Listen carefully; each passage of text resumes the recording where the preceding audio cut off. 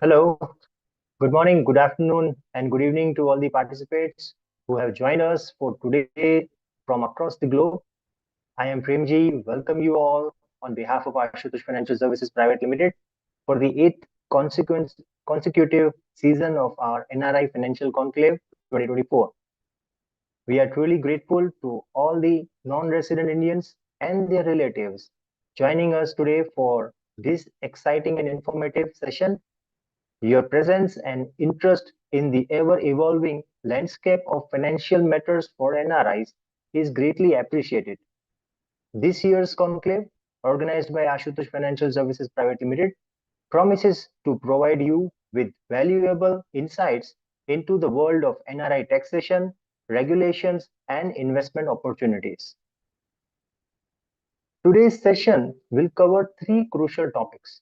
Number one, NRI taxation, regulations, and double taxation avoidance agreement, which is DTAA, understanding the tax implications for NRIs and how to optimize the tax liabilities across borders. Number two, building an effective NRI investment portfolio, practical strategies for constructing a well-balanced and rewarding investment portfolios for NRIs. And number three, panel discussion on NRI investment opportunities through GIFT City with experts in the GIFT City ecosystem, exploring the emerging investment opportunities in GIFT City and how NRIs can benefit from it. We will begin today's conclave with an introductory video of our esteemed speakers, Mr. Daxesh Kothari and CACFP, Mr. Rajit Kothari. After that, we will dive into the core presentation of the day. Following the presentation, we will open the floor for a Q&A session as well, where you can share your questions in the comment section and we'll address them later after the event. Please don't forget to provide your valuable feedbacks after the session through the link which will be available in the chat box. So without taking much of your precious time, let's kickstart today's event and enjoy an enriching learning experience. Thank you.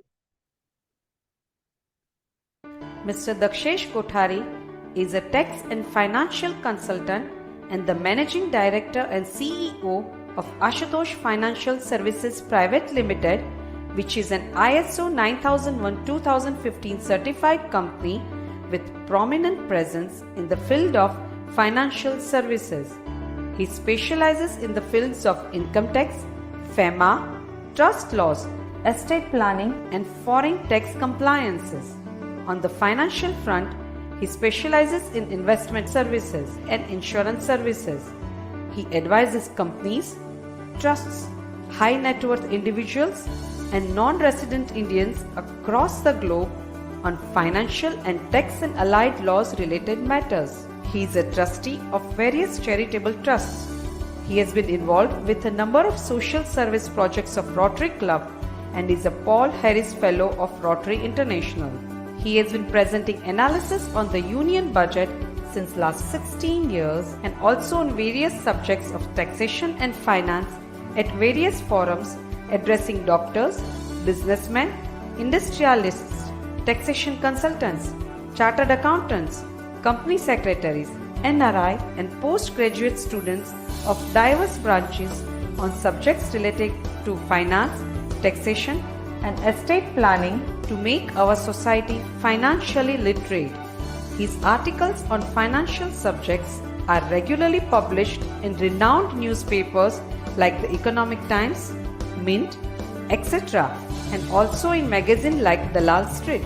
His interview was aired on ET Now as a mutual fund industry expert in the program named Swatantra, which is one of the most acclaimed investor education initiative of our country. He has also addressed a program dedicated to NRI on a leading Gujarati TV channel in Ahmedabad. He is a 360-degree versatile personality in the fields of taxation and finance, which makes him a unique and truly a one-stop solution provider for a wide range of financial and tax-related matters. Mr. Rajit Kothari is the Executive Director of Ashutosh Financial Services Private Limited, which is an ISO 9001-2015 certified company with prominent presence in the field of financial services. He is a chartered accountant and a certified financial planner by qualification. Further, he has graduated in the field of commerce with specialization in banking, financial services and insurance sector from Ahmedabad University and has also pursued post-graduation in the field of law. He started his journey with Ashutosh Financial Services Private Limited, where he played an instrumental role in functioning of several business development activities of the company. He also played a vital responsibility in the development of exotic product offerings for the company in the alternate investment arena such as foreign equity and unlisted stocks. Moreover, he was instrumental in the preparation of extensive knowledge database on different topics concerning taxation and finance for the company. Thereafter, he worked with Messrs. Deloitte Haskins & Sells LLP, one of the leading global consulting firms at Mumbai, focusing on tax and regulatory compliance for high net worth resident and non-resident individuals. He is an expressive public speaker and addresses professional forums on diverse topics related to finance as well as other topics of national importance. He has participated in international exchange program as a student and has also attended management development programs across top business schools in India. As a young and dynamic director with a multi-skilled personality, he presently concentrates on exploring innovative business opportunities through geographical expansion, digital proliferation, and concentric diversification of the company. Thank you very much, Prembhai. A warm welcome to everybody in NRI Financial Conclave 2024. The theme of the conclave this year is Why Bharat Matters. Why Bharat Matters is a book authored by our External Affairs Minister, Mr. S. Jaishankar. In this book, Why Bharat Matters, he writes about the increasing geopolitical might of India. And in this conclave, we are going to talk about the increasing financial and economic might of India. This presentation is basically divided in three parts. The first part, which I am going to address, is in respect of NRI taxation, regulations, and DTAAs, the double taxation avoidance agreements. The second part would be focused at how can we build an effective investment portfolio.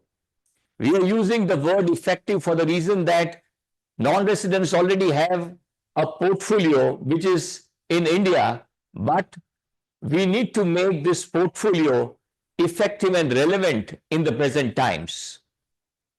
And the third part is going to be a panel discussion on gift city opportunities, which are emerging opportunities for non-residents for investing in India.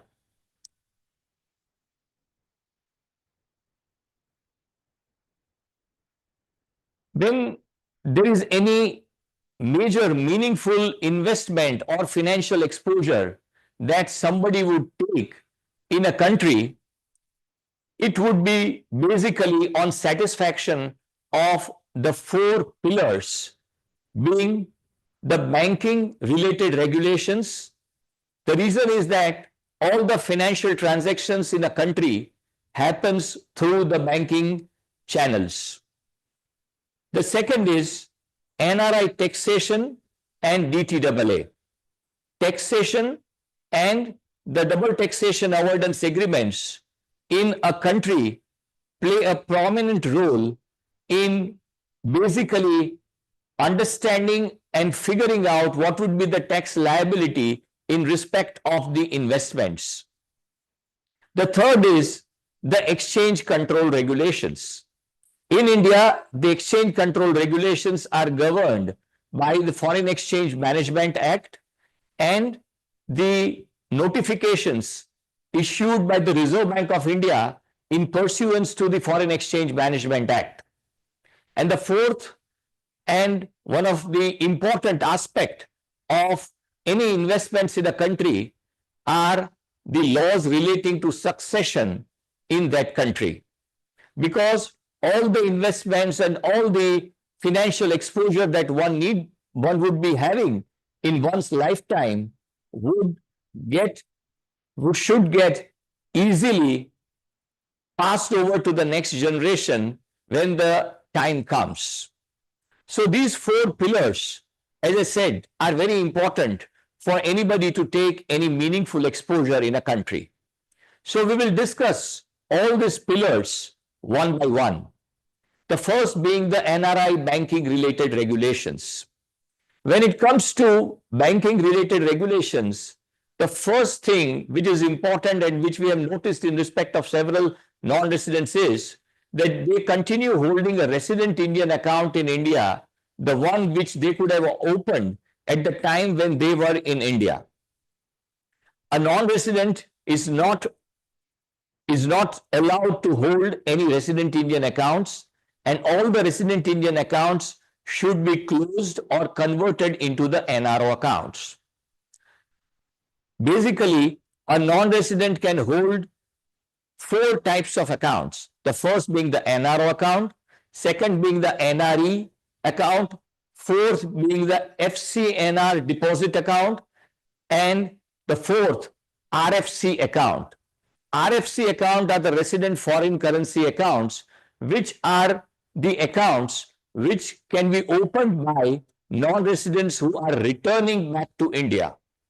But for the non-residents who are outside of India as of now, there are 3 accounts which really matter. The first is the NRO account. The NRO account, as I said, comes into existence from the account which could get converted from the resident account to the non-resident account, and this account is a non-repatriable account. Moreover, the proceeds on disposal of any assets or any receipts in India would get credited to the NRO account, and the balances of this account are non-repatriable. By non-repatriable, I would mean that the balances of this account cannot be taken outside of India as such. The incomes in respect of, or the interest income in respect of this account is taxable in India, and the credits and debits of all non-repatriable funds happen in this account. This account can be held jointly with any resident, and loans can be availed against this account. The second type of account is a non-resident external account. A non-resident external account is an account wherein credits from another non-resident external account, the NRI account or the FCNR account, can be made, and most important, remittances from abroad can be credited to this account.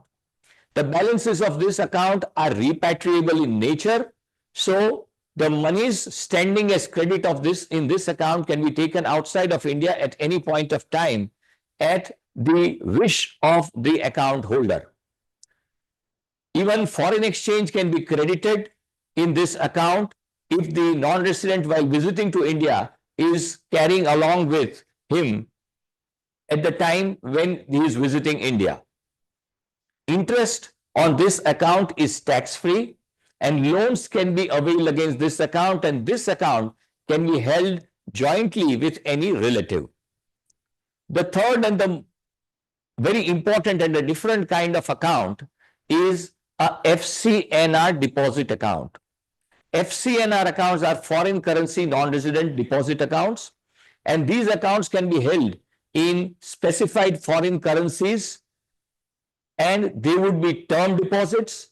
The interest rates would be in accordance with the rates of interest prevailing in that currency.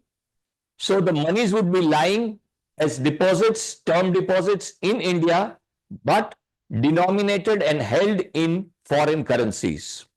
The interest on this account is tax-free in India, and one of the important ways of utilizing this account is by using this account to make deposits in foreign currency, and borrowing against this foreign currency account in Indian rupees and making investments in India in Indian rupees, whereby one would not be exposed to foreign currency fluctuations, which at times some investors are fearing while investing in India. This account can also be held with relatives as joint account holders. The next pillar, and the important pillar for anybody to make and take decisions for investing in India, or for that matter any jurisdiction, is taxation and DTAA. The first thing when it comes to any tax compliance in India is the PAN number in India. In India, PAN is the permanent account number, and a permanent account number is a tax identification number. So doing any meaningful transactions in India, one needs to have a permanent account number. So these are all the transactions which have been narrated in the slide, which leads to the conclusion that if somebody is intending to do any, as I said, meaningful transactions, one needs to have a permanent account number. The obvious question which comes up in the minds of anybody would be that if I hold a permanent account number, would I be required to file my tax returns every year? The answer to that would be that only if somebody has an income which is above minimum chargeable to tax, or when somebody wants to claim a refund or claim any loss or carry forward of loss, only in those situations one would be required to file the tax returns. Moreover, Indian tax authorities have laid down certain transactions of a certain size and magnitude. If they are undertaken by anybody, despite the fact that the income is not chargeable to tax, one needs to file the tax returns. So in sum and substance, one is not compulsorily required to file the tax returns just for the reason that one is holding a permanent account number. Aadhaar card and OCI card are something which are important for NRIs to understand how would they impact them. Aadhaar card is a card which is issued to anybody who is in India for a period of more than 182 days in last 12 months. So a non-resident is technically not allowed to have an Aadhaar card. And when somebody is not entitled to have an Aadhaar card, they would not be required to produce the Aadhaar card as a means of any kind of evidence whenever it is required for any transaction in India.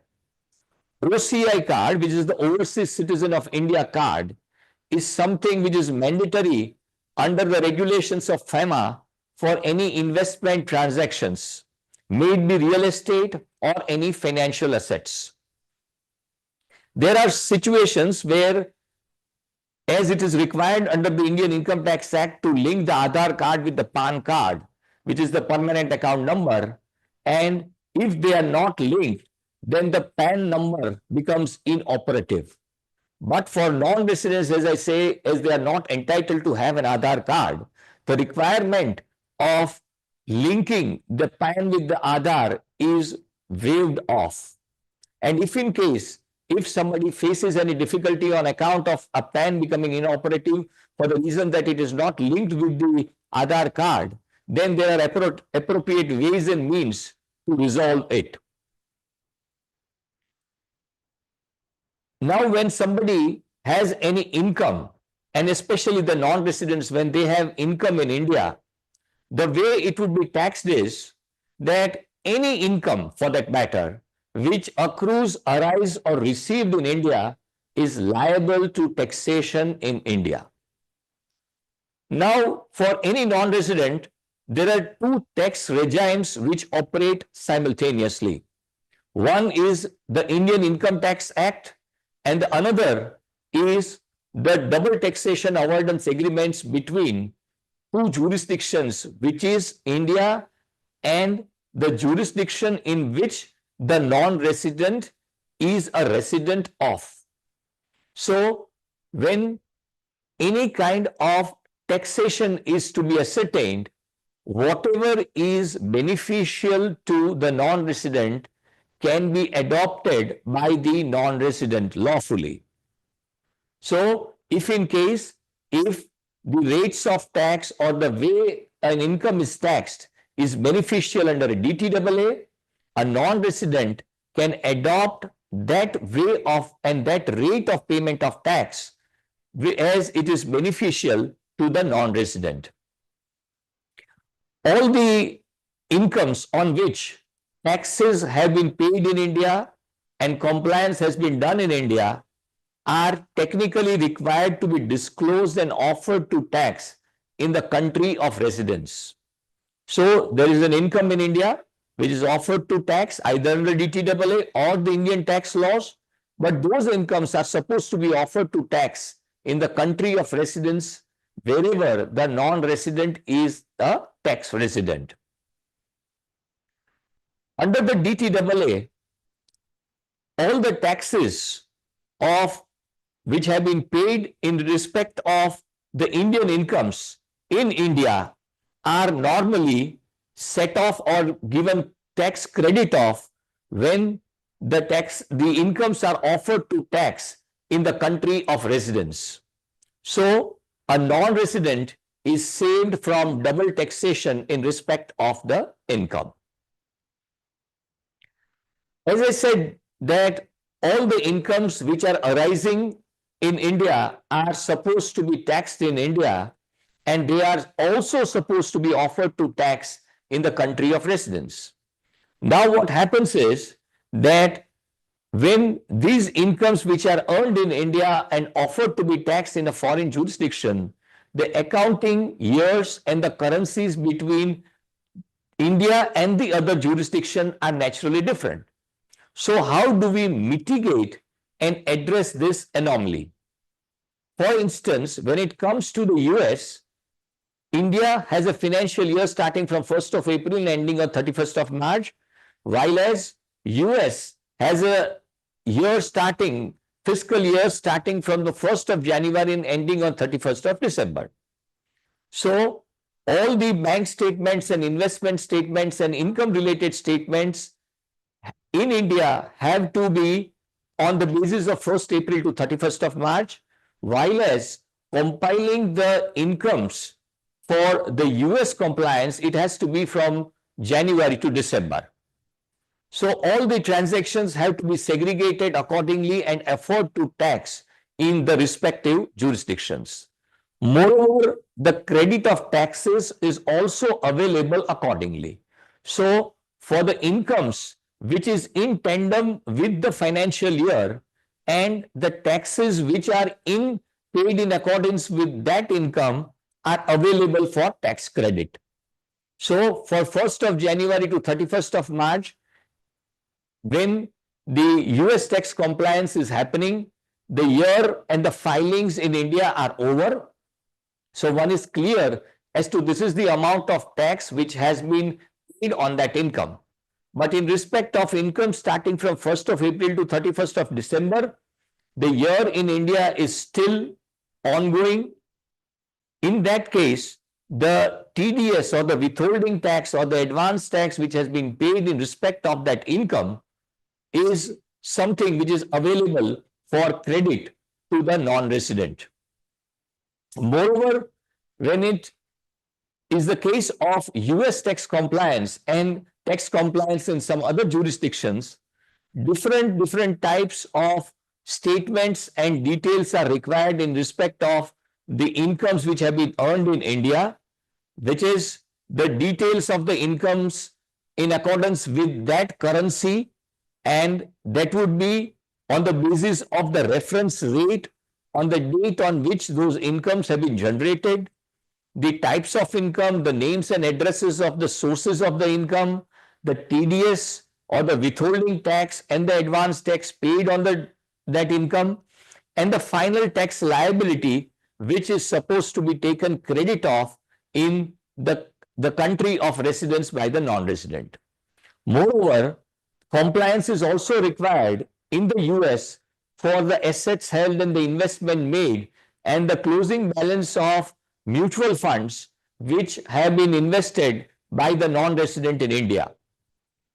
All these compliances between two jurisdictions in respect of the Indian incomes, we provide, as a company, we provide the complete details to the non-resident, and they are provided in such a way that it is in a plug-and-play mode, that the CPA in the foreign jurisdiction can straight away take up all this information and fill up that information at the time of compliance in the jurisdiction of residence of the non-resident.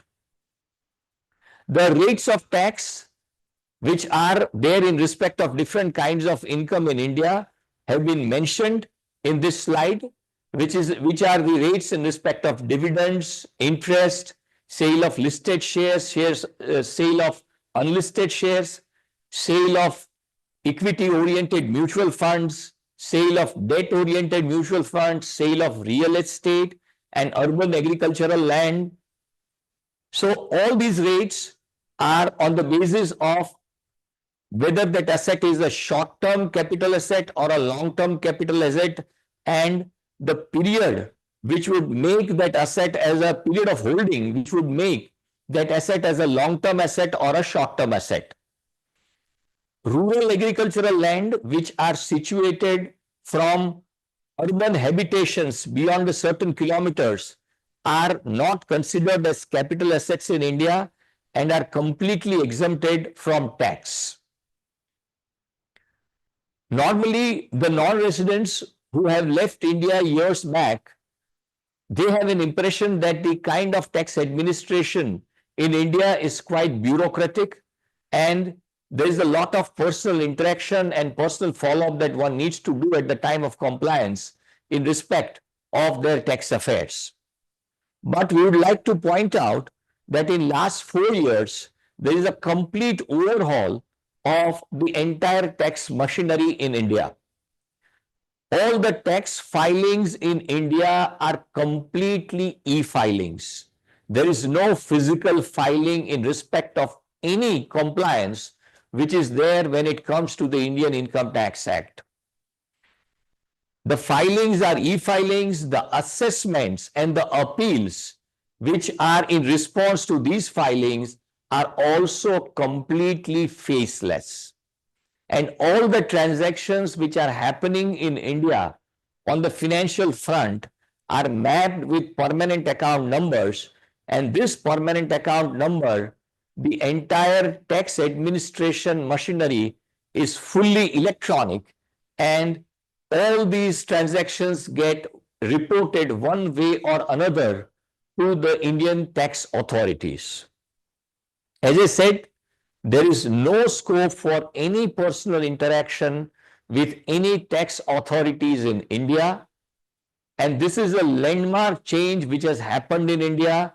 And this is reducing the parallel economy which used to operate in India. And the Indian economy is becoming more and more cashless and compliant. Gone are the days when somebody was required to meet personally somebody and do the tax compliance related aspects. This is leading to a lot of better tax compliance in India, and despite the rates of tax being more or less stable, the tax collections on the direct taxes front are increasing year on year, which is a salient feature and a welcome feature for the Indian economy. The next important pillar for anybody who is making investments in India are the understanding about the Exchange Control Regulation, which is the Foreign Exchange Management Act and the Reserve Bank of India notifications and regulations in pursuance to the Foreign Exchange Management Act. At the time when we were discussing the banking related regulations, I had said that the balances of the NRO account are non-repatriable. So the non-resident would think that all the investments which are in real estate or the assets that somebody would inherit, the liquidation of those investments or receiving any monies in India would get credited into the NRO account, and they would stand to be non-repatriable, and they will not be able to take those monies outside of India. But since several years, India, on account of the way the foreign exchange situation for the country is, they have allowed a repatriation of 1 million US dollar per person per year from the balances of the NRO account. And the only simple requirement is that taxes, if any, if they are due in respect of the balances standing in the account, they need to be paid. A simple certification process is supposed to be followed. No approval is required from anybody, and the bank would transfer, after that small compliance process, balances from the NRO account to the NRE account, or from the NRO account to straight away outside of India. If somebody intends to remit an amount which is exceeding 1 million US dollar per person per year, they can get a specific approval from the Reserve Bank of India in certain situations. This is a relaxation which is available. So we advise all our clients that all balances of the NRO account, before making any further financial investments in India, should be transferred to the NRE account, and from the NRE account, those investments should be made. And the advantage is that when the funds for investments are originating from the NRE account, the monies would get subsequently credited in the NRE account at the time of redemption of those investments. Over and above this $1 million limit, if a non-resident has purchased residential houses, 2 residential houses in India from the balances of the NRE account, or by way of repatriation of funds in India, then whatever is the sale consideration which is received on sale of these residential houses, limiting to 2 residential properties, can be repatriated outside of India over and above this $1 million limit. All the current account incomes, being rent, interest, dividends, income from any business or profession, can be repatriated outside of India without any limit, which is over and above this $1 million, which is a separate limit for purposes other than the ones which I have been mentioning. If a non-resident is intending to start any businesses in India in a proprietorship of partnership mode, they are most welcome to start any businesses in India. The only limitation is that a non-resident is not supposed to start any business which is a real estate business or any business which is into any agricultural activity. Moreover, a non-resident can also start a business through an LLP, which is a limited liability partnership, or the company format, and all the businesses which are under the automatic route can be done by that LLP or the company. The businesses which are under the approval route are the ones which are not allowed to be done by the non-resident, but there are a very, very few businesses which are under the approval route of the government. Balance all businesses can be done by the non-resident very much. As far as the formalities for a returning non-resident Indian is concerned, so this would trigger at the time when a non-resident is intending to come back to India and resettle in India. So the moment he resettles in India, he would cease to be a non-resident under the Foreign Exchange Management Act. And eventually, after a certain period of time with the certain days of stay in India, he would also become a person who is ordinarily resident in India under the Indian Income Tax Act. But under the FEMA, the moment he relocates to India, he needs to carry out these formalities which are very important, which are the requirements under the Foreign Exchange Management Act. All the investments and the bank accounts, they need to be redesignated as accounts of resident Indians, and old accounts or the erstwhile accounts as non-residents, for which are NRO and NRE accounts, they also need to be transferred either as resident account, which is the NRO account, or NRE account into a resident account or a resident foreign currency account. The deposits which are NRO, NRE or FCNR term deposits can be continued till maturity, but thereafter only NRE, FCNR deposits can be converted into RFC deposits, which is resident foreign currency deposits, and thereafter a non-resident cannot have any balances in the NRE, FCNR deposit account. The last and the most important, or one of the most important pillar, is laws relating to succession. As I said, one would have a lot of exposure into India, and eventually what is important is that how would the transmission of these assets happen to the next generation. So when it comes to India, the question which comes up in the minds of non-residents is that I am a citizen of a foreign country and my assets, movable or immovable assets, are in India. So which is the law of succession which would be applicable to me? The answer to that is that irrespective of the fact that somebody is a citizen of any country, all movable and immovable assets in India, the laws of succession of India would be applicable in respect of the assets which are held in India.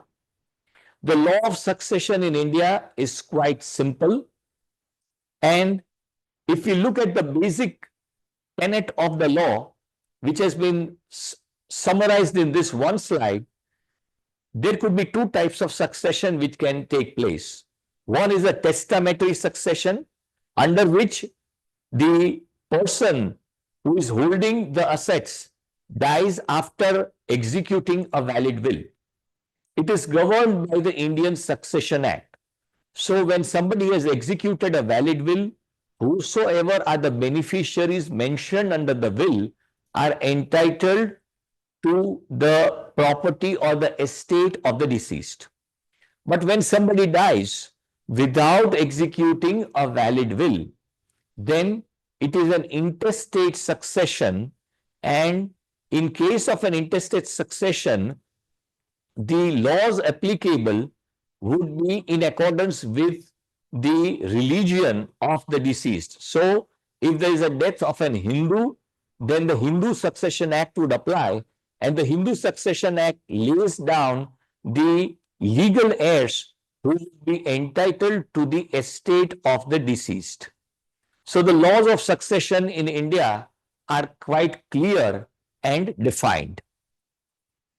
One of the aspects which we always try to clear out with the non-residents who are making investments in India, wherein they are under a belief that if my account is in a joint holding or where I have made nominations in respect of my investments in India, I have done enough and my plan for succession is in place. But the fact remains that a person who is a joint holder or a nominee, in whose favor the assets would get transmitted by the financial institution, is merely a custodian or trustee of that asset. The real owner of the asset is the beneficiary or the legal heir, either under the testamentary succession where the will has been executed, or intestate succession where the will has not been made. So it is not just enough that one just makes nominations, but it is important that one also looks into the aspect of the laws of succession. If somebody intends that in light of the position of law in India, I want to execute a valid will, then the question which comes up in mind of anybody is that, do I need to come all the way to India to execute a valid will? The answer to that is that one need not be coming to India just to execute their will, or one need not wait for that time when they are visiting India. A valid will can be prepared even outside of India. The only thing is that the essentials of the valid will need to be taken care of, and that will needs to be signed by the testator, the person who is executing the will for his or her assets, in presence of two witnesses. And we advise that ideally, if that will is notarized in that foreign country, it is always better, and declarations of witnesses be availed for somebody who is acting as a witness in those wills. This is good enough or a perfect compliance for executing a valid will, even when somebody is outside of India. So these are the four pillars and the four important pillars for somebody to take any meaningful decision before making any investments in India. With this, we'll go to the next part of the presentation, which is more interesting part, for the reason that that is the way in which somebody can make money and take the advantage of the growing Indian economy. Now Rajit will take it forward. A very warm welcome to all the participants in our 8th consecutive NRI Financial Conclave. As we move forward to the second part of today's presentation, one thing which I wanted to share with everyone is that the entire presentation and the video recording of this presentation will be shared with all the participants. So you can focus on the presentation and be rest assured that you will receive the entire presentation at over WhatsApp message or email.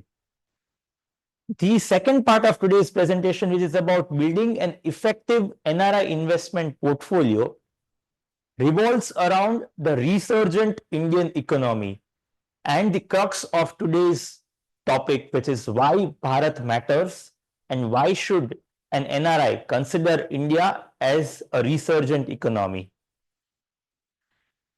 The answer to it is quite simple. Someone should be investing where the growth lies. GDP, or the gross domestic product, which is the sum total of the incomes of all the individuals and businesses of the country, determines the state of the economy. And today, India is the fastest growing economy as per the GDP growth rate in the entire world, surpassing not just the developed economies like US, but also the emerging economies like China.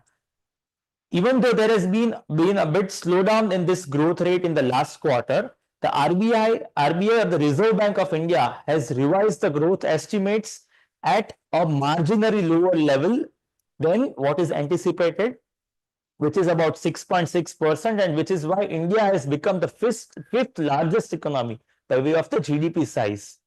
If you compare the interest rates prevailing in India today with what they were 3 years back, and look at the scenario of other developed economies such as the US, we can see that there has been a multifold rise in the interest rates in these economies. Even though there has been a sharp rise in the Indian interest rates, it has been much lower than what it has been in all these countries, which highlights a stability in the economy, a clear-cut stable regime wherein someone has got an idea of the cost of borrowing, whether it is a business or an individual who is wanting to borrow funds and invest into the economy. Stock market, as we know, is the barometer of any economy, and if we look at the stock market performance of the top 20 economies of the world in the last exactly 1 year, the Indian stock market has outperformed all other stock markets. And the interesting part is that this growth lies not just in the known and the most famous Nifty 50 companies, which are the largest 50 companies by way of the market capitalization, but much beyond that in the mid cap as well as the small cap companies, which are beyond the top 100 companies by way of market capitalization, which shows that the growth and the entire journey of the value creation and the investment growth will happen in companies beyond the most obvious ones. Now let us understand as to what are the key economic drivers for this growth. First and foremost is the demography, the young thriving population, which is almost near at the verge of becoming the largest in the entire world, which is quite skilled and comprising of all the Gen Zs and millennials like me who are ready to take India to its next level of growth. Last 10 years have witnessed a stable governance in the largest democracy of the world, India, which is why there have been a lot of constructive tax reforms, be it the GST, which is crossing month-on-month records to create a robust tax collection, as well as the income tax, which has gone for a sea change in terms of the way in which the entire administrative structure of the mechanism is set up. Over and above that, there are several other business-oriented policies that have been formulated in the last 10 years, which has improved the ease of doing business ranking of India in a very sharp way. The capital markets of India have been very efficient, and the capital markets regulator, which is the SEBI, has been recognized for their investor protection measures across the globe. The public sector, which was always criticized all these years for their bureaucracy and inefficiency, has now started to see a sharp revival in terms of its overall revenue growth as well as the earnings growth, which has improved its stock market capitalization by a very significant margin. The Central Bank of India, which is the Reserve Bank of India, has been very agile in terms of averting all chances of any kind of financial stress that the economy is likely to face, has been very successful in controlling the credit flow in the economy. India today has got best of the geopolitical relations with major superpowers of the world, which is why it is able to strategize all the trade arrangements to its own advantage. Digitization and financialization, which are two buzzwords in the Indian economy right now. India today has got the cheapest data facility in the entire world, which is why the data usage has been even more than the entire continents of Europe and North America. Today, even the smallest roadside vendors, as well as the Kirana store owners, have started accepting payments through UPI, be it through Google Pay or Paytm, which is why the number of UPI transactions and the internet usage is amongst the highest in the entire world. The cult of financialization, wherein every person in the economy is participating by way of channelizing his or her savings in form of investments into the capital markets, has started to evolve in India, wherein the total SIPs, the systematic investment plans flowing into the capital markets through the route of mutual funds, have crossed record levels of 25,000 crore rupees every month. The consumption pattern of India is growing at a very rapid pace, and the consumption is shifting from the unorganized players who are not registered and a part of the formal economy to those who are registered and organized, which is resulting into formalization of the economy, which is a very healthy signal for any economy. The entire length and breadth of India has gone for a sea change in terms of the infrastructure built up, be it rail, road, or aviation. And this is a major commendable achievement in a democratic setup like India, where it is very difficult to execute any infrastructure projects. India has always been a service-driven economy, and the major constituent of the GDP has been the services sector. Manufacturing has started to see a sharp revival after the COVID pandemic, wherein major multinationals of the world have started to move their production beyond China, so called as China Plus One strategy, which has now resulted into a lot of spin-out benefits By this, I mean to say is a lot of ancillary benefits in terms of employment generation, vendor creation, so on and so forth. This has also been accompanied by the high capital investment by the private sector in all these schemes, PLI, Atmanirbhar Bharat, and many more. The Indian exports have also started to cross record levels. And an interesting development recently in India has been the emergence of these GCCs, or Global Capabilities Centers.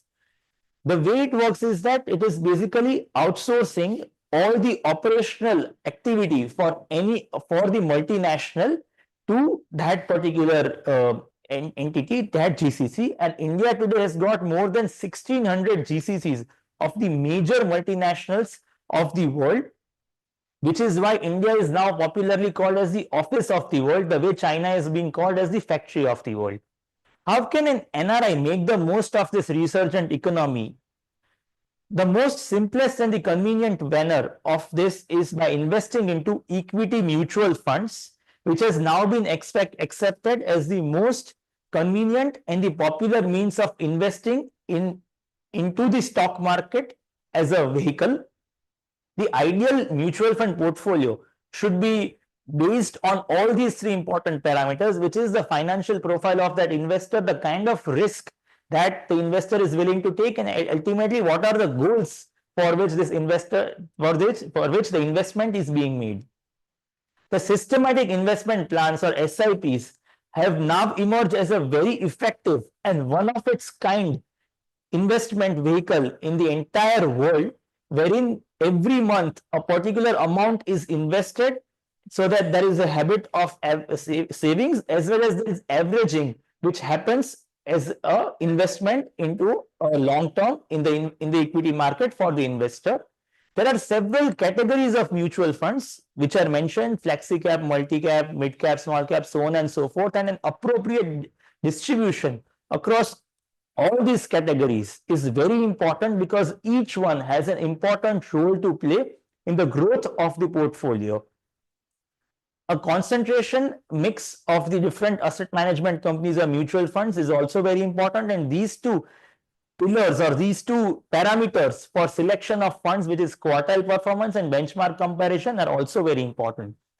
This is a manner in which something called as an asset allocation is prepared, which we do for all our investors wherever we are constructing and designing a mutual fund portfolio, which outlines the allocation into different categories of mutual funds, along with a percentage allocation into each scheme and each category, which helps in attaining a strategic insight of the portfolio in one single snapshot. Which mutual funds to invest in is a very important parameter, an important aspect that every investor should keep in mind. This is something called as a KPI, or a key performance indicator, which we prepare for all the mutual fund schemes, whenever we are suggesting or recommending a mutual fund, which highlights all the necessary constituents which are important in selection of a mutual fund. Over and above the returns across all the time frames, all these important aspects, such as a portfolio turnover, meaning the number of times or the percentage or the extent to which the portfolio has gone for a change in the last 1 year, is important. Similarly, a comparison with the appropriate benchmark, which is BSE 250 small cap in this case, is also very important for that scheme.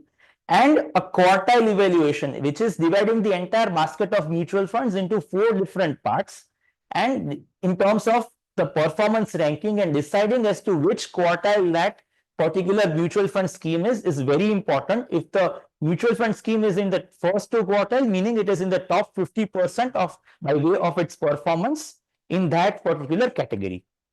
These are another important aspects to be considered by selecting mutual funds, which are a part of our KPIs, which is the expense ratio, the charge which the asset management company levies, the number of stocks, important financial ratios like price to book, price to earnings, alpha, and the amount of assets that are managed in that fund. As much as it is important to construct and select the right mutual fund schemes, it is equally important to review those mutual fund schemes on a systematic basis to ensure that the portfolio is aligning to the changing market dynamics.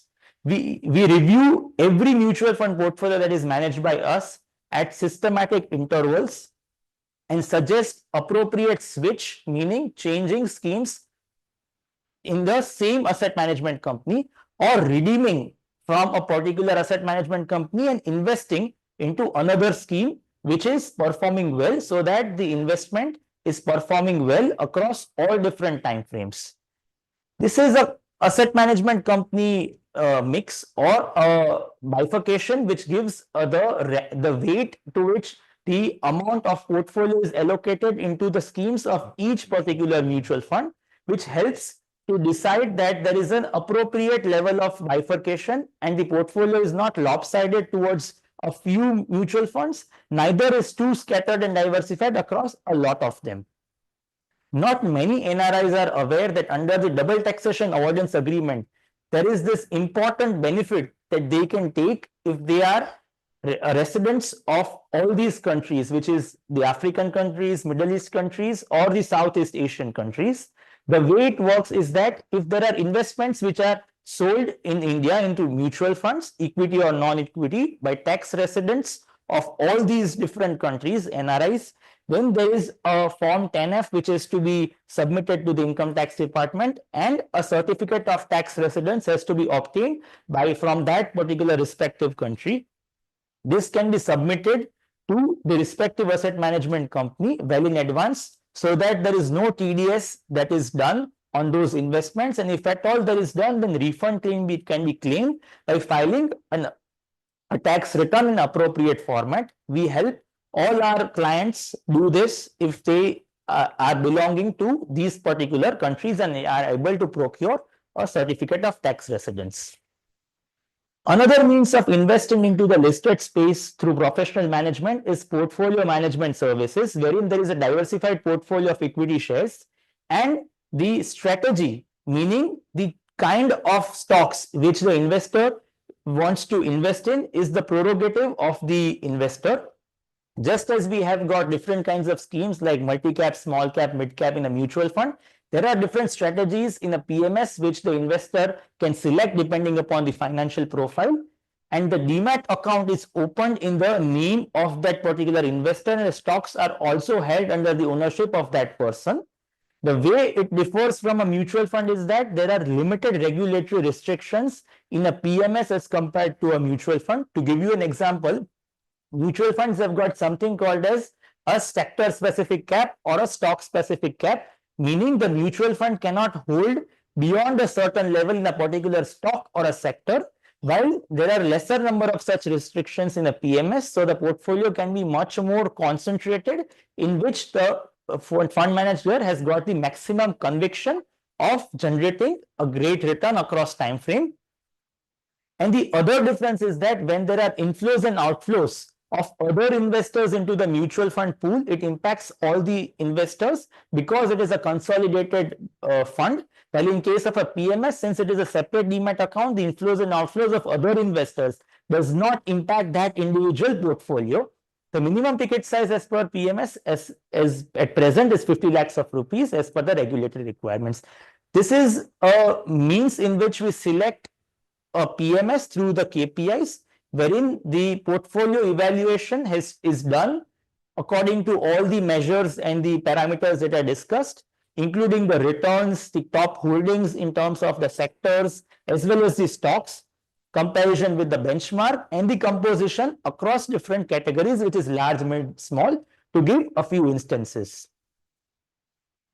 Going beyond the current manner in which we discussed in the past few slides, were participating into the listed space in companies which are listed on the stock exchange.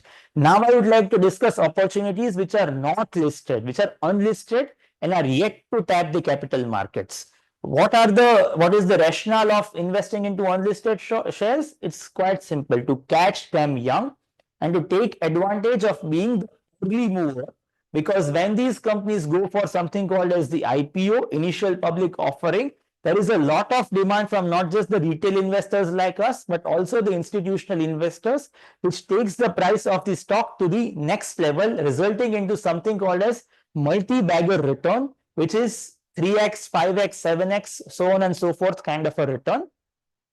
And once the company goes for the IPO, the chances of further return generation may not be as high as what it is there in the unlisted space, because the success story is quite visible to the world at large. There are two challenges which most investors face while investing into unlisted stocks or startups.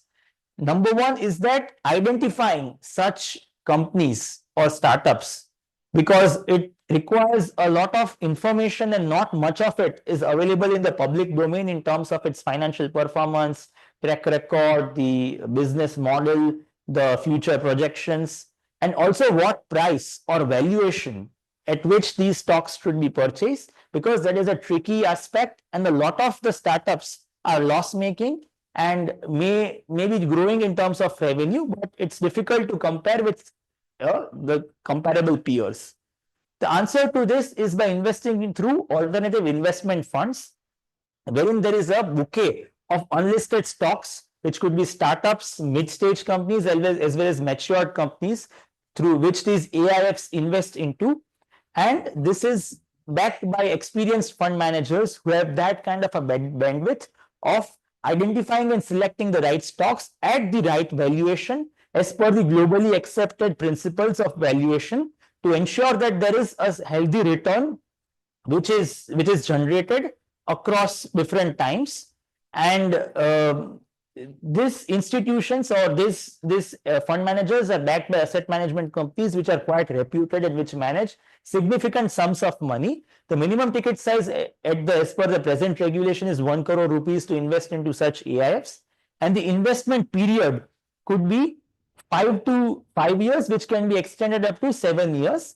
And because this is the manner in which these exit route is structured for these kinds of investments, is either through a IPO or a buyout, which takes this period of time for the returns to arrive and for the investments to mature.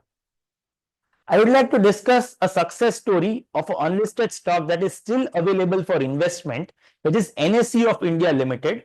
If we look at the price of this stock prevailing in the unlisted market, sometime 4 years back, 4.5 years to 5 years back, it was around 940 rupees, after which it went for a sharp appreciation across all these years, followed by a bonus and a split, which has resulted into a total valuation of 9,000 rupees for that one share, which may have been invested 4 to 5 years back. So this company is still available for investment, and if we compare the valuation of the Stock Exchange of India, which has got 90% plus market share, with its peer, which is BSE, it is still trading at a very attractive valuation and is likely to go for IPO in the very near future. So this is the kind of multi-bagger growth which can be expected from the unlisted stocks. And similar to NSE, a lot of different companies are still available for investment, either through the AIF route or directly, depending upon the company and its present state.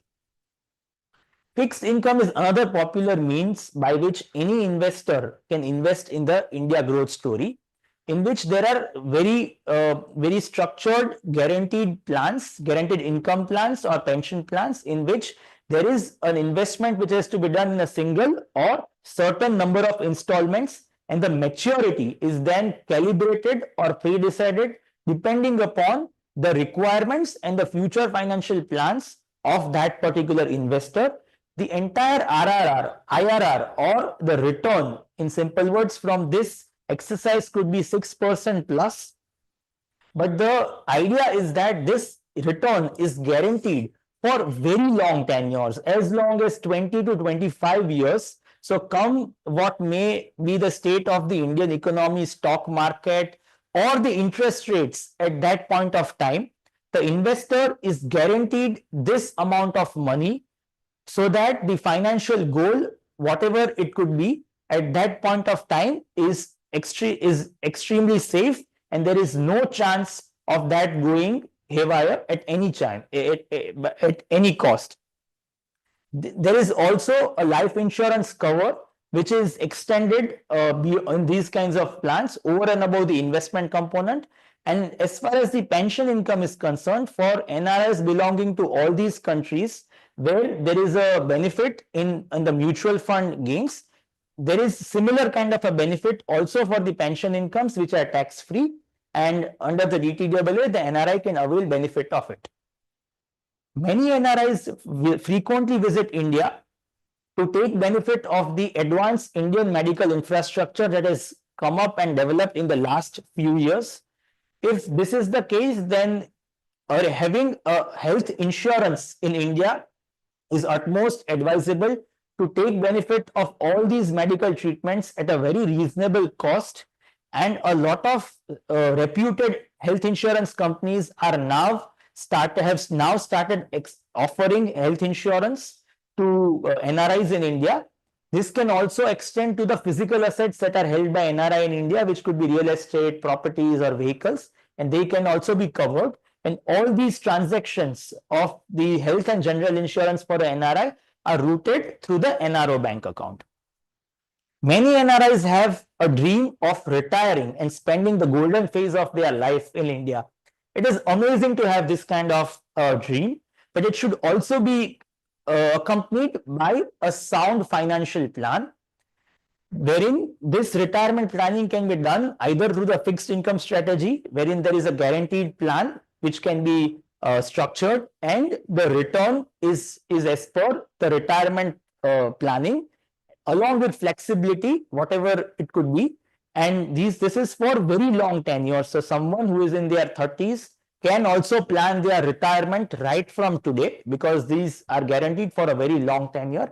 Similarly, the retirement planning can also be done through the equity route, wherein a corpus of equity mutual funds is built, and there is a systematic withdrawal that keeps happening, which gives tax efficiency in India as well as flexibility of reducing or increasing the amount, and the balance amount keeps growing, which is not withdrawn with the growth of the equity markets and the economy. This is a summary of all the investments that are discussed so far in terms of the minimum amount, the extent of liquidity, and through what bank account will these investments be onboarded, and whether there is a requirement of opening a demat account, and naturally the time horizon which is ideal and recommended for these kinds of investments. Investing in India is definitely a very good case, and every person should have a substantial portion of their overall portfolio towards the Indian market, because it is an emerging market, but at the same time it is also necessary to diversify the portfolio into the developed economy of US, because of the kind of options that the US market is offering. We have developed a platform which helps investing into US stocks, ETFs, or curated stock portfolios, along with a broking partner in US called DryWealth. And there are no brokerage or transaction or account opening charges. There's just a fixed fee in these kinds of investments, and the funds can be remitted from any part of the world, wherever the NRI is situated, to US directly, and vice versa. So there is no financial implication in India in that case, and there is no taxation on capital gains in US as well if the investor is residing outside of the US. This is the entire snapshot of that platform, which gives a complete overview of the overall investments, the kind of holding, different kinds of stock opportunities which are available for investment. These are some sample of curated portfolios that we have developed for the investors, and which we go on reviewing on a periodic basis, which are based on different themes such as EV, the mega tech companies, the other tech companies, certain other sectoral companies. I would like to discuss certain practical insights which would help all the NRIs to navigate in the present day scenario. A very common question that we face from a lot of NRIs is that, is it worthwhile to invest into Indian real estate? It may sound very lucrative to invest in any Indian commercial property or residential property or a piece of land, but there are a lot of challenges that the investor must bear in mind. liquidity today in India for any real estate property at the given price and as per the given time frame that someone has in mind is extremely difficult. Also, managing the real estate property in terms of safekeeping it and maintaining it is a very big task for a person who is not located in India. The entire process of investing into the property, disinvesting, paying taxes, and then remitting those funds is all possible as per the Indian laws and regulations, but it requires a lot of time, efforts, and could be quite tedious at times. What we have seen is that the next generation of most of the NRIs, especially in the developed countries, is not intending to either relocate to India or frequently visit India in order to manage the real estate portfolio.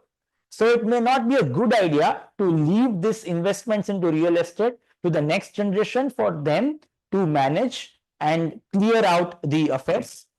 As long as someone is looking for the real estate for self-use or is intending to relocate at a later date, real estate could be a good case to look for from the utility perspective.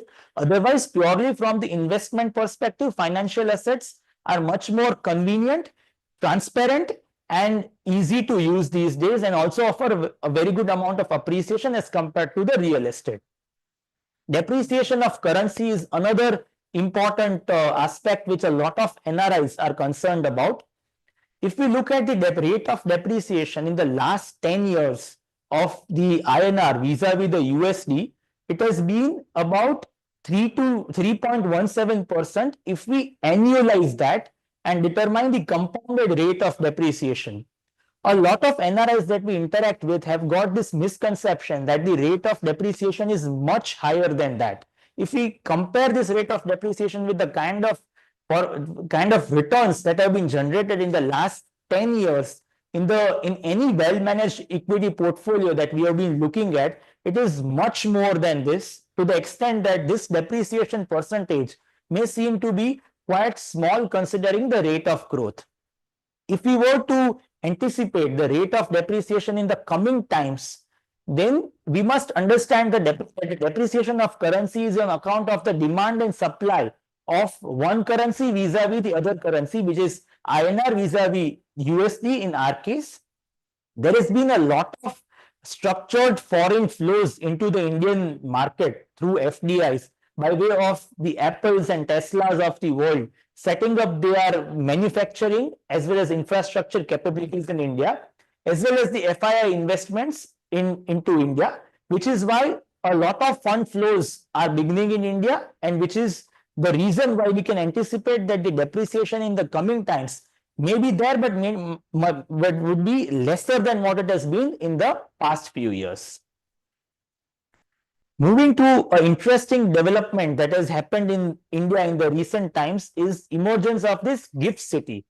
Now, what is this GIFT City? GIFT City stands for Gujarat International Financial Tech City, which is the international financial services center that has been developed in India. The vision of the government is to make it like any other global financial center, may be like Singapore, Hong Kong, or Dubai. And as such, geographically, this is very much a part of India in the state of Gujarat. But from the exchange control regulation perspective, it is not a place in India, meaning the exchange control regulation, which is FEMA, is not applicable in that carved out zone, which was outlined in the earlier slide.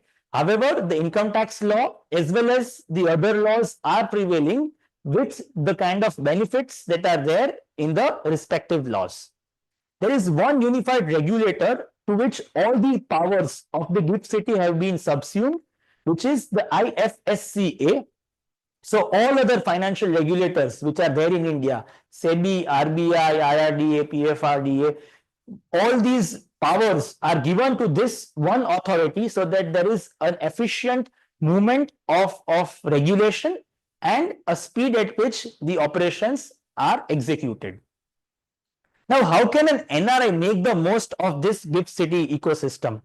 This is the entire process wherein with a minimum investment amount of USD 150,000 as per the present regulation, any global investor, which could be an NRI or a person who is not at all of Indian origin, or any other entity, which could be a body corporate, trust, or a partnership firm, can invest into the Indian stock market through the route of GIFT City. When I say the route of GIFT City, there are structures called as AIF, Alternative Investment Funds, that are set up in the GIFT City, in which the investors from across the globe can invest and pool their funds, and this AIF would be investing into the Indian mutual funds. So the AIF is merely a route to take benefits of whatever the GIFT City is offering, but the end goal, the end destination of these investments are the same old mutual funds which invest into the Indian stock markets, which we are all aware of. What is the advantage of doing this? There are no tax implications in India on this kind of gains, and there is also no requirement of quoting the PAN.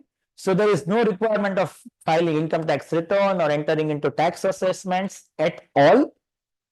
Also, there is no requirement of opening any demat account, brokerage account, or bank account. The funds would flow directly from outside India, wherever the investor is situated, to the bank account of the AIS and back to the same account. The investments are denominated in USD because that is the currency in which is prevailing in the GIFT City, which is the IFSC. And there is a very simplified onboarding process in which hardly a few documents are required to be executed. So the NRI or any investor need not personally visit India to onboard and to start with this investment. These are all the events that we organized across this year in UK, Australia, and Singapore, wherein we were fortunate enough to interact with hundreds and hundreds of NRIs across the globe and make a meaningful impact in their financial lives. We have been organizing these kinds of conclaves since last 7 consecutive years, and this is our 8th consecutive years of organizing these events virtually as well as physically across several locations. And we would naturally be uploading the YouTube video of this session, so you can have a look at it later. And we also have physical events later at Ahmedabad and Rajkot. So if any one of you happens to be in any of these locations, then it would be a pleasure to meet you in person and address you on all these topics personally. A brief about us. We have a legacy of more than 65 years of being a one-stop financial service provider with a dedicated team of relationship managers who help NRIs across the world 24/7, with our active office presence across the western belt of India, which is Mumbai, Ahmedabad, and Rajkot.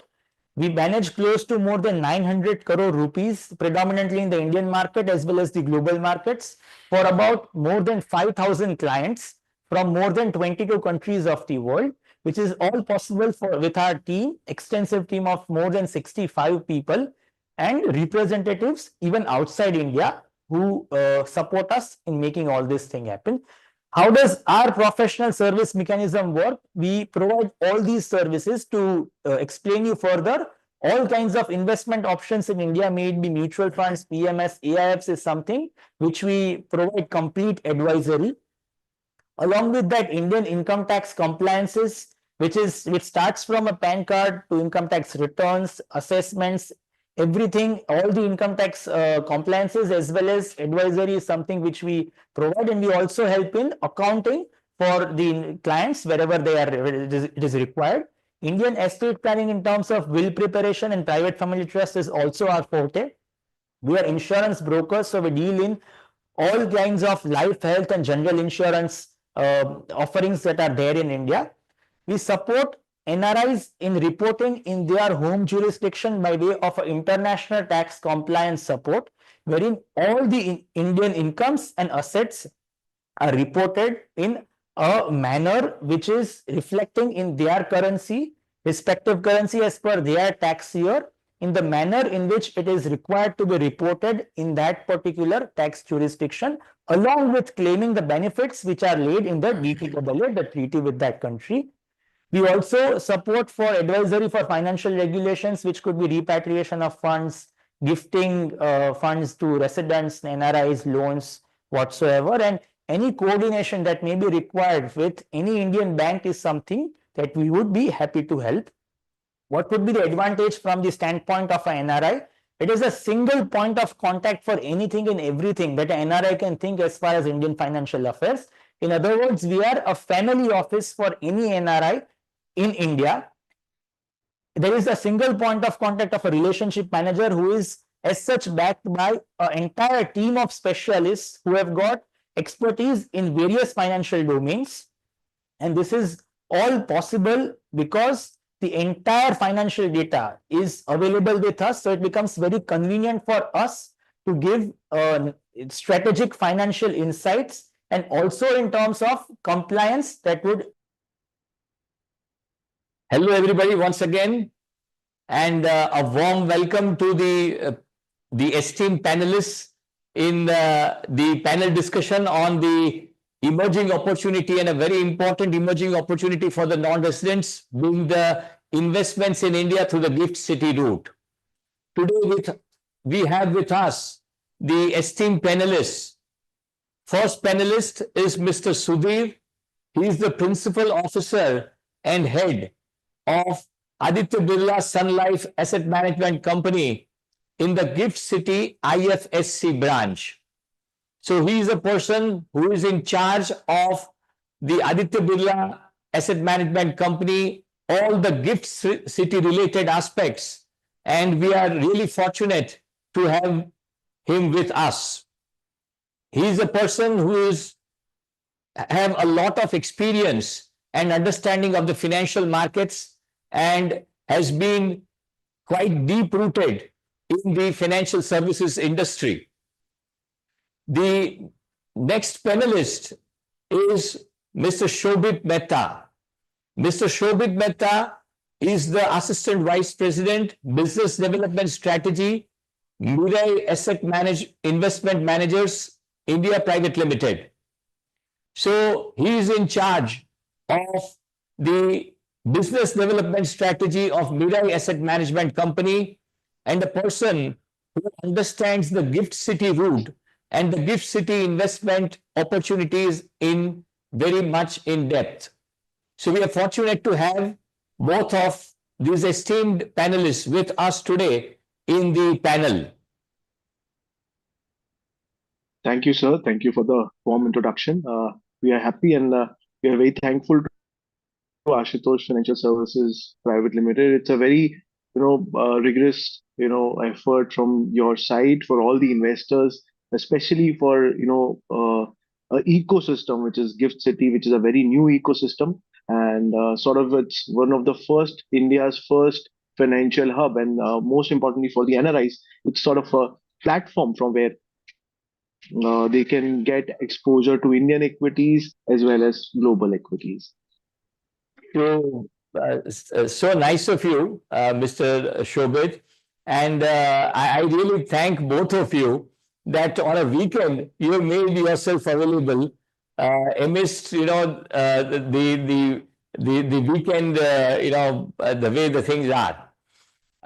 The first question which comes up in our mind is that what Rajit explained in detail as to the way the alternate investment funds are made up in the GIFT City, which carry the exemption and the regulatory and the tax related concessions, is that there is an underlying investment into mutual funds which have got a great track record, which are already there.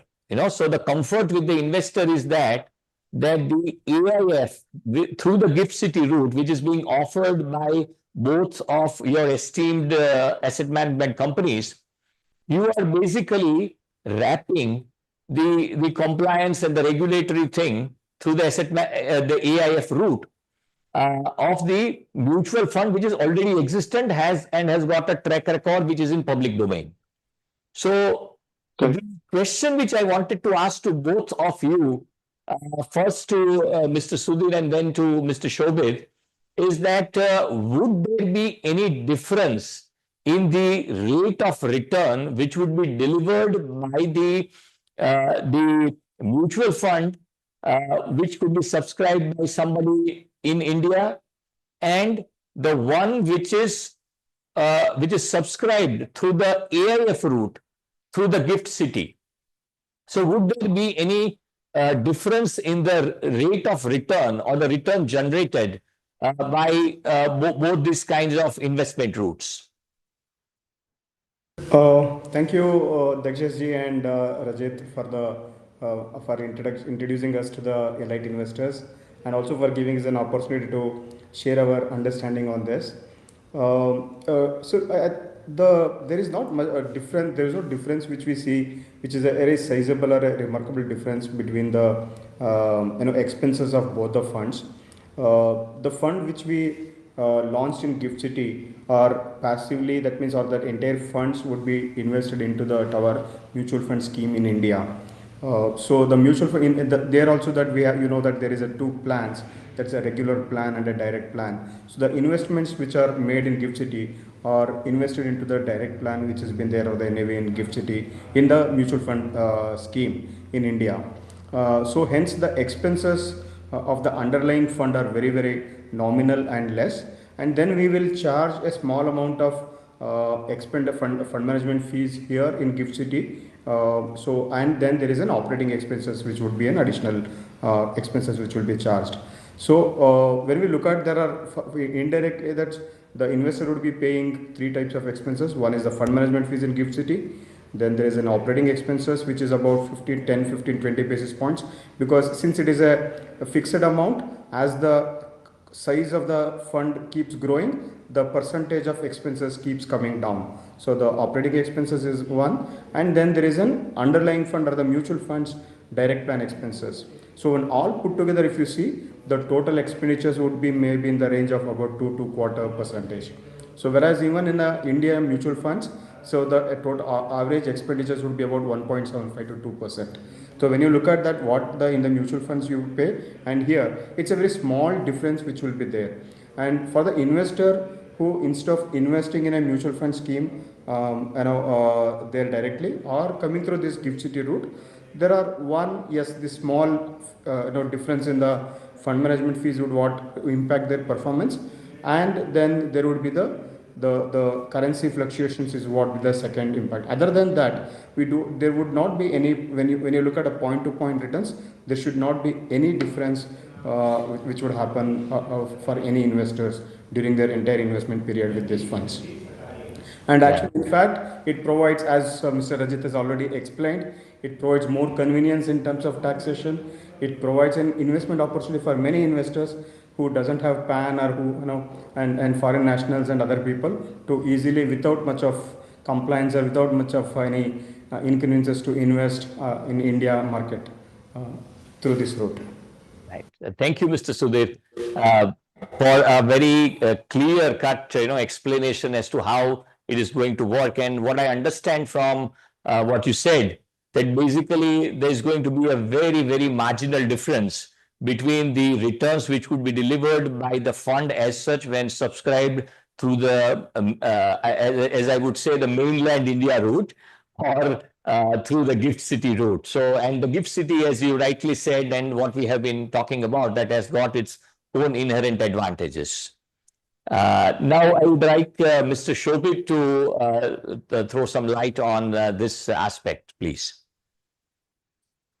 Sure. Thank you, sir.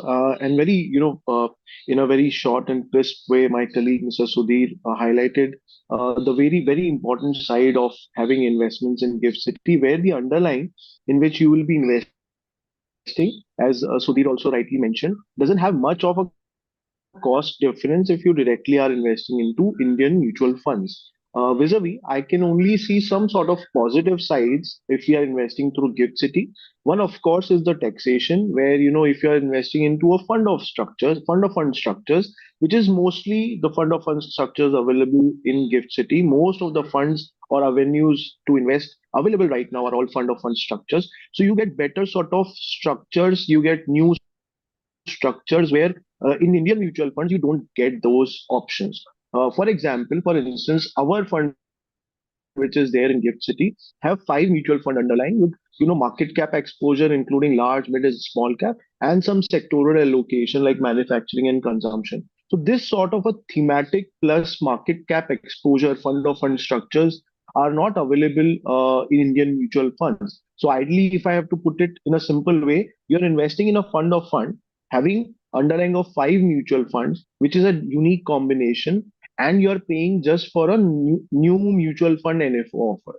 So just like Sudhir mentioned, the cost of a typical Indian mutual fund, which is a new fund, is between 2 to 2.25, and that's where you are getting allocation into 5 mutual funds or many strategies as underlying with the similar cost. So that changes the whole, proposition where the NRIs are investing into multiple funds in by just one fund as a fund of fund structure or a mother fund, and paying just for single fund without any tax implication in Gift City. And for a tax implication, if there at all at your country's residence, Ashutosh Financial Services obviously would provide assistance around the understanding that side also. So I think it's a win-win situation for all NRI investors and global investors, where we can see Gift City contributing to the overall requirement of global investors.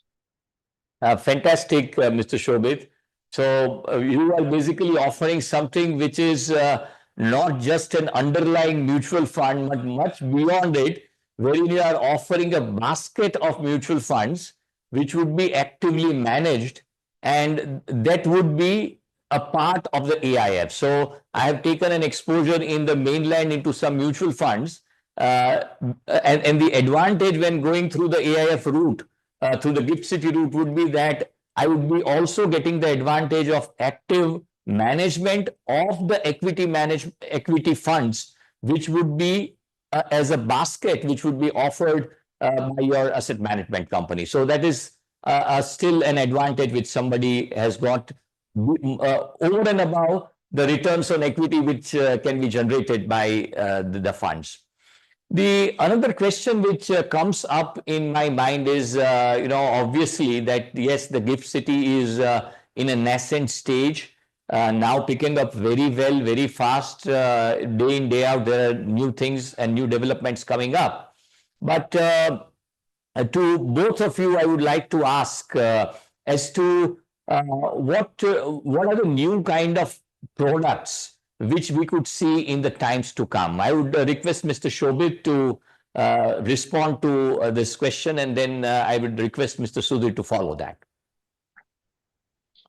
Sure, sir, and very interesting question actually. So we started off our base in 2023, and since then it's been 1 year, 1.5 year odd, and we have seen a lot of development in terms of the product proposition which Gift City has to offer. Vis-a-vis, if I have to put it correctly, in an apple-to-apple comparison with Gift City and Indian mutual fund direct investments, there are a lot of structures which are not yet available in Indian markets. Vis-a-vis, if we have to see Gift City, there are probably multiple combinations already. In terms of non-retail products, we have inbound to invest in India, we have outbound to invest outside India into global markets.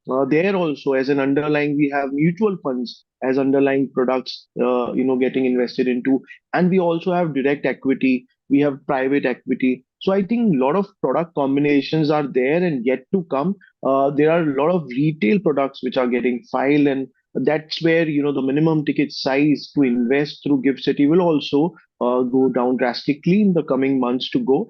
What I can say, and Sudhir will echo that across the board, from the investment managers to the PMS managers and AIF managers, Gift City, because of the welcoming regulator, is providing a lot of unique options and sort of seamless onboarding journey for the investors to look at investing into India and across the globe. There will be product structures which will be coming in months, where you have underlying as mutual fund from different manufacturers also. So probably that will be a unique combination again. And many manufacturers are actually developing different product structures which are available, which are approved sort of in the jurisdiction. Interesting times ahead in the Gift City. Yeah, Mr. Sudhir, please. Yeah, see, Gift City is, definitely it's not a competing place for an India opportunities, because definitely in India there are certain investment opportunities which are there.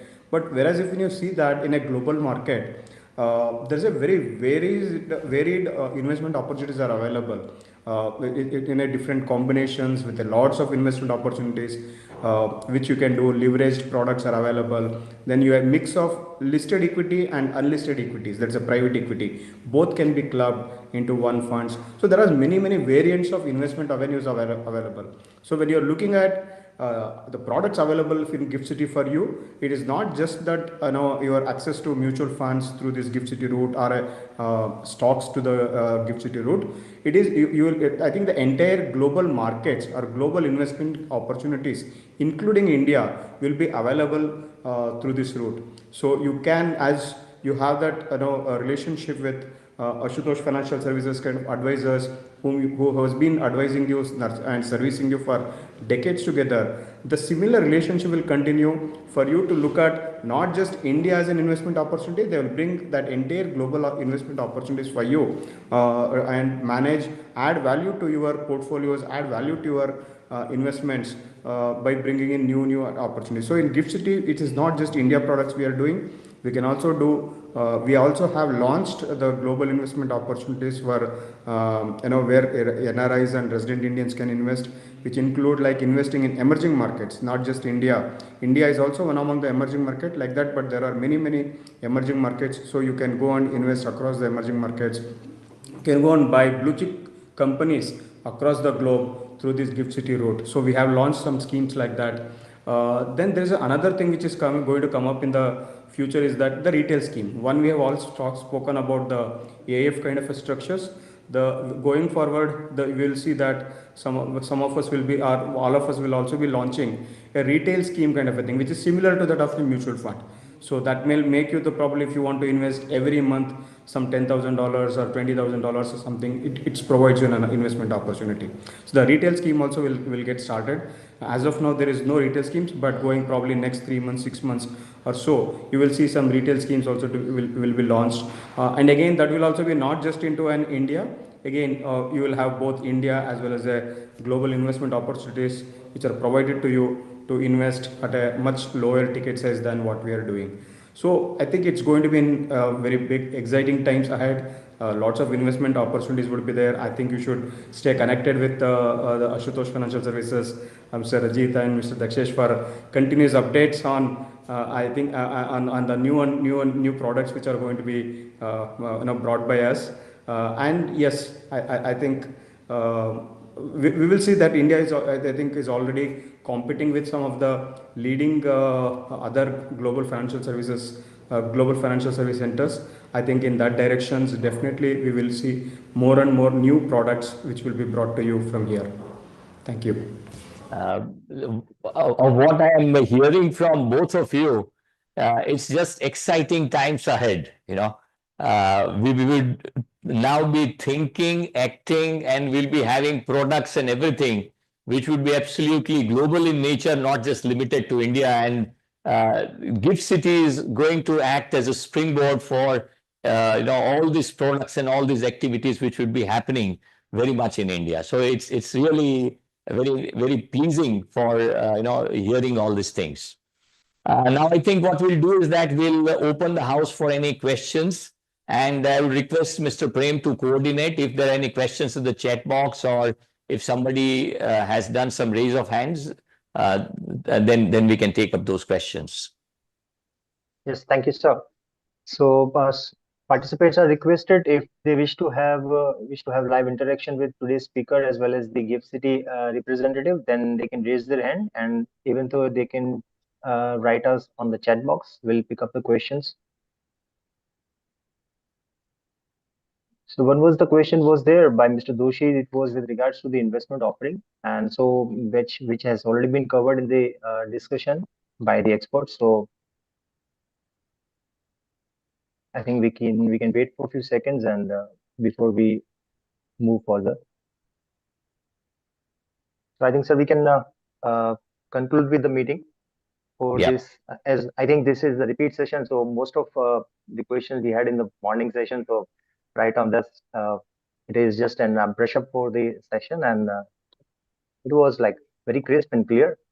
So anybody, if any, having any further doubts, I have posted the contact details in the chat box, and they can reach back to us. And so, yeah, thank you. The complete presentation will be available on our YouTube channel, and we'll be sharing with all of the contacts with us and who have the participation, who have participated in the event. Uh, Thank you for your support and for attending today's webinar. We hope that you found today's session insightful and informative. Thank you so much. And special thanks once again to Mr. Sudhir and Mr. Shobit. So nice of you. You are propagating something which is the future of India. So special thanks to both of you. Thank Thank you. you, sir. Thanks a lot. Thanks for Thank you so much. Thank you, Ashutosh Financial Services. Thank you for the opportunity. Yeah. Thank you, guys. Thank you to all the participants. Thank you.